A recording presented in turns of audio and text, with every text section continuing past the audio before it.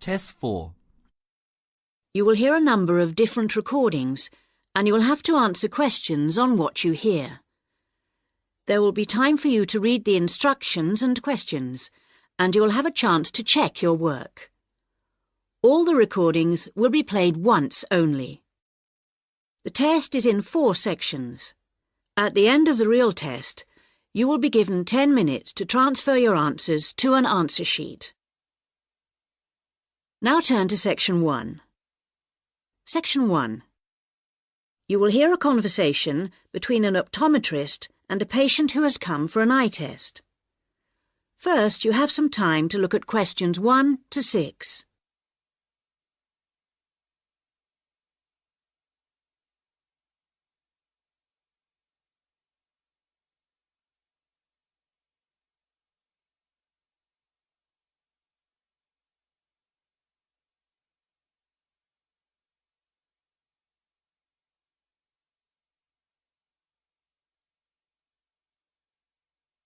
You will see that there is an example that has been done for you. On this occasion only, the conversation relating to this will be played first. Good morning. Can I help you? Yes, I'm here for an appointment at 10 o'clock with the optometrist. I'm a little early. I know it's only 10 to 10. Are you Simon Lee? Yes, I am. The time of the appointment is 10 o'clock. So 10 a.m. has been written in the space. Now we shall begin. You should answer the questions as you listen, because you will not hear the recording a second time. Listen carefully and answer questions 1 to 6.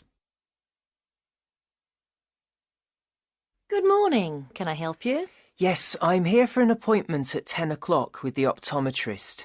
I'm a little early. I know it's only 10 to 10. Are you Simon Lee? Yes, I am. I'm Rachel White, the optometrist here today. Come in and take a seat. Thanks. Before we test your eyes, I just need to get a few details from you. So, Simon, what's your full name? Simon Anthony. That's A-N-T-H-O-N-Y. And my family name is Lee. L-E-E. Mm-hmm. And your date of birth, Simon? The 1st of June, 1989. The 21st of June? No, the 1st of June. Oh, whoops, sorry.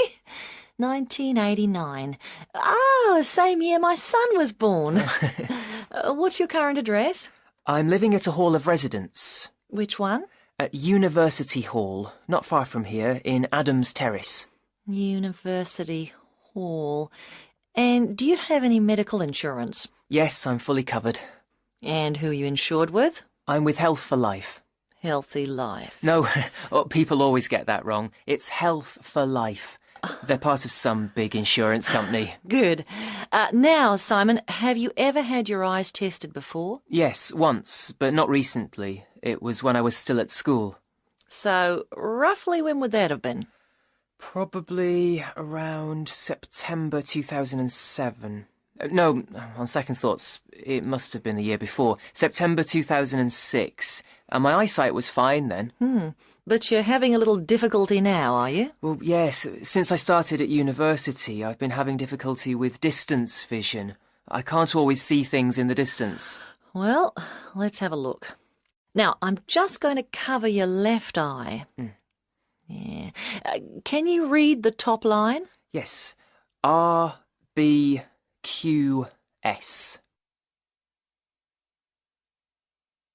Before you hear the rest of the conversation, you have some time to look at questions 7 to 10.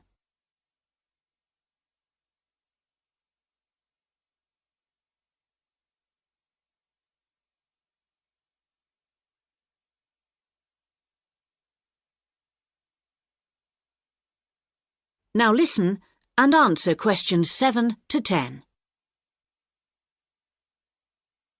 Well, Simon, your eyes have obviously got a little worse since your last test, and I think you're going to need to wear glasses. Not all the time, and not so much for reading or close work, but definitely for driving. Right, yes, I thought that was probably the case. So now you need to choose some frames. There's a wide range to choose from, as you can see. Can you give me some idea of the difference in cost? I quite liked the idea of some frameless glasses. Did you? Well, the prices vary enormously, like everything, but the frameless ones are the most expensive. The cheapest are the ones with the full frame. Perhaps I'd better go for those. Or why not try these ones with the half frame? They're not too bad. Yes, they look quite nice, and they're strong. Far less likely to break than the frameless ones. Oh, that's a good point. OK, I think I'll take those ones.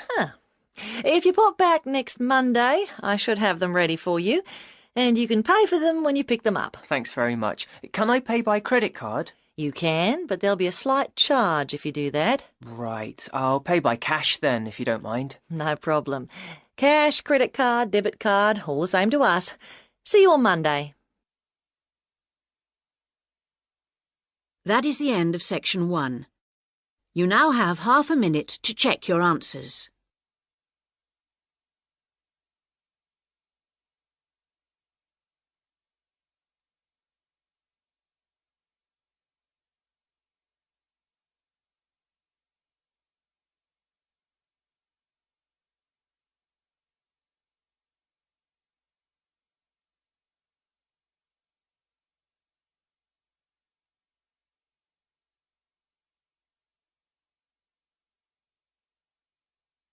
Now turn to section 2.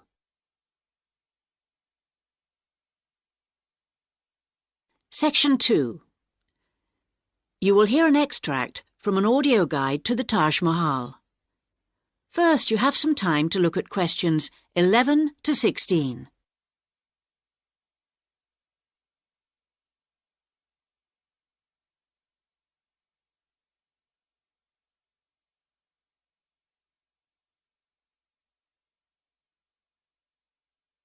Now listen carefully and answer questions 11 to 16. Welcome to our audio tour of the Taj Mahal. The Taj Mahal is the most popular tourist attraction in India. It's also one of the most spectacular buildings of the world and is considered as a symbol of love. But how many people realize that it was actually built as a tomb or burial place for the emperor's wife? The Taj Mahal was built by the Mughal Emperor Shah Jahan to commemorate his beloved wife Mumtaz Mahal when she died. And although this was not his original intention, for he had planned to build a black marble tomb for himself, they both lie side by side in the tomb today.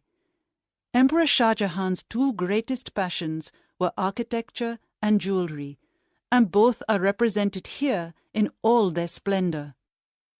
The most skilled architects and craftsmen came from across India and countries as far away as Persia and Turkey. Much of the structure was built in white marble that was carried by 1,000 elephants all the way from the Indian region of Rajasthan, some 300 kilometers away. Crystal and jade came from China, sapphires from Sri Lanka, and turquoise from Tibet. But there's a lot more to the Taj Mahal than just the tomb. So let's have a look at the overall plan before we take a walk through the magnificent gardens. Your tour begins here at the point marked with an X on the plan. This is known as the main gateway. Walk through the gate and you come into an elaborate garden. There are 2 marble canals studded with fountains which cross in the center of the garden, dividing it into 4 equal squares. Each of these 4 quarters is then subdivided into flower beds, so there are 16 flower beds altogether. The tomb stands majestically at the north end, not in the center, as you might have expected.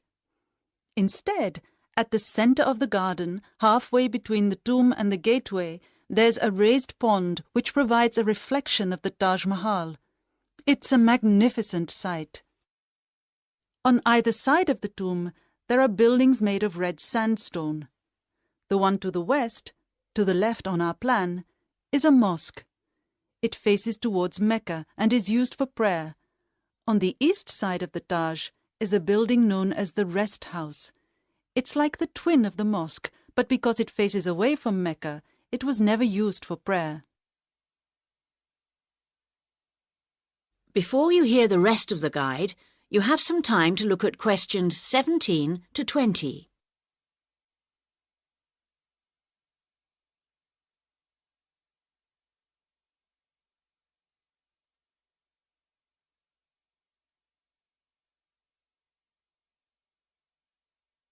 Now listen and answer questions 17 to 20. Many people have asked what the rest house was for.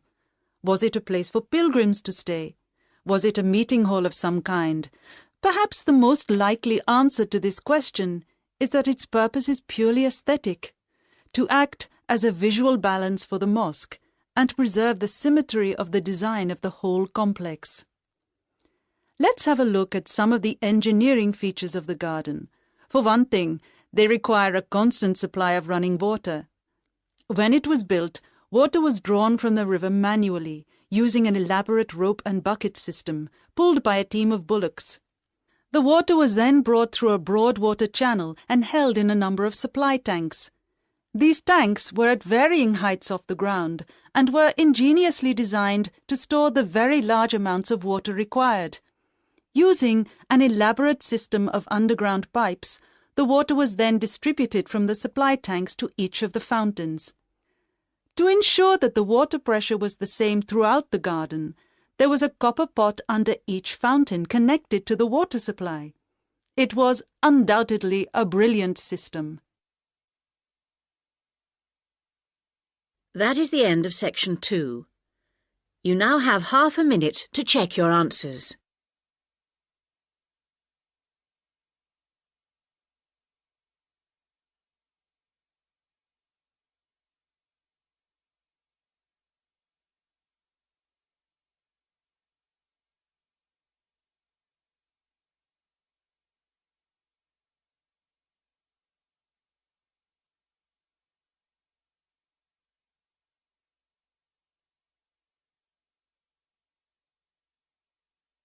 Now turn to section 3. Section 3. You will hear a tutor and 2 students discussing the crop rice. First, you have some time to look at questions 21 to 24.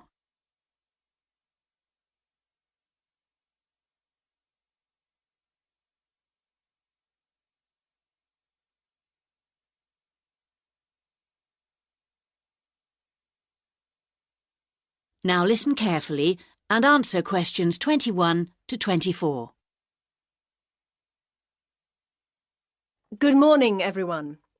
So, following on from our tutorial on European agriculture last week, Daisy and Eric are going to talk about the most commonly grown crop in Asia, which is, of course, rice. Eric, can you tell us what you've been working on? Yes, sure. We've been looking at the role of rice in a number of countries, how it's grown, ways of increasing production.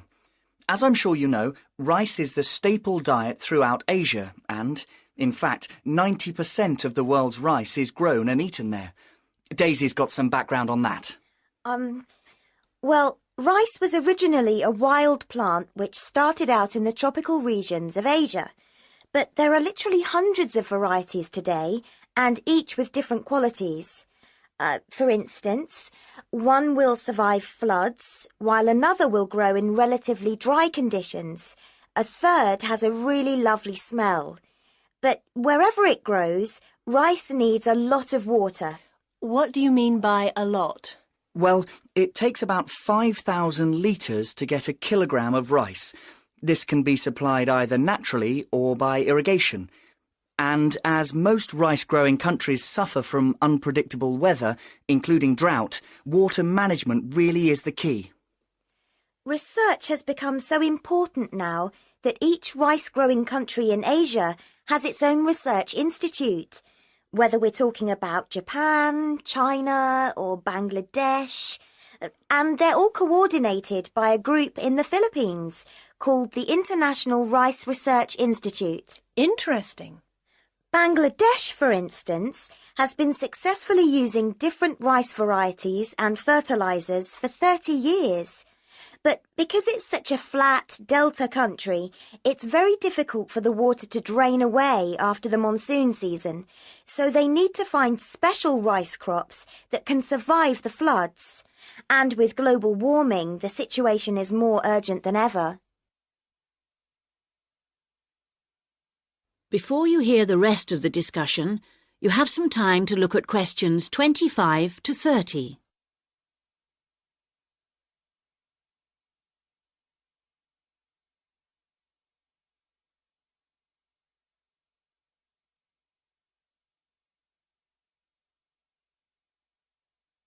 Now listen and answer questions 25 to 30.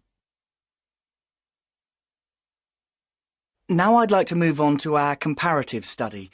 As you can imagine, China is the world's biggest rice-producing country. Collectively, the Chinese people probably eat more than 3 billion bowls of rice every day. Quite a statistic. And of course, rice plays an important cultural role too. We then compared China to Thailand. You know, even though Thailand only has about 64 million people, it's the world's #1 exporter of rice. Not China, as you might imagine. Is that so? Yes, they send their rice everywhere, in particular to Europe, as well as Africa and the Middle East. Apparently, the fact that jasmine rice is growing in popularity is one reason why Thailand's rice export industry is doing so well. People want something a bit different. And of course, Thailand is well suited to rice growing. Good climatic conditions and lots of fresh water. Going back to China for a minute, we should mention that at the Rice Research Institute in Huangzhou, they're working on ways of improving rice yields using less water. By yields, you mean the amount they can grow? Yes, they're trying to find ways to get more rice from less land, improve the taste, but also have other things in it besides carbohydrates so that it's healthier, better for you. Good idea, considering it's the staple food. And then you've got Japan, which is totally self-sufficient when it comes to rice. This is basically because they have a high tariff on imported rice, so everyone buys the homegrown product, and they don't export much.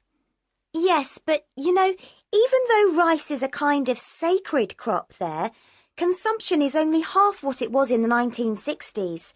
This trend isn't evident in Thailand or China.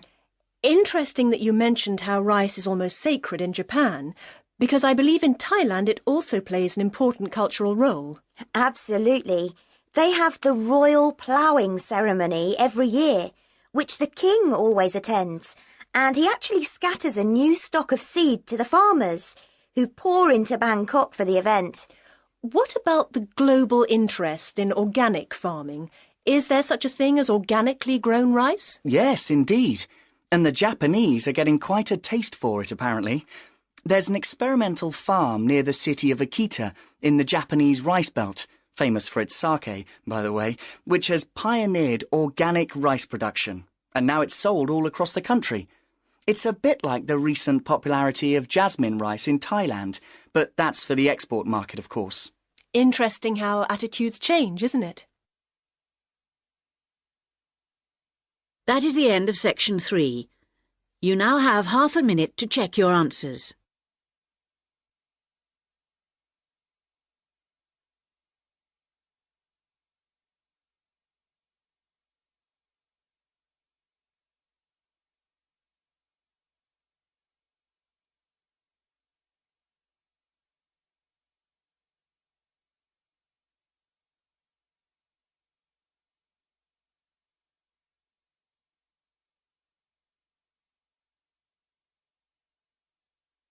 Now turn to section 4. Section 4. You will hear part of a lecture about writing for radio. First, you have some time to look at questions 31 to 40.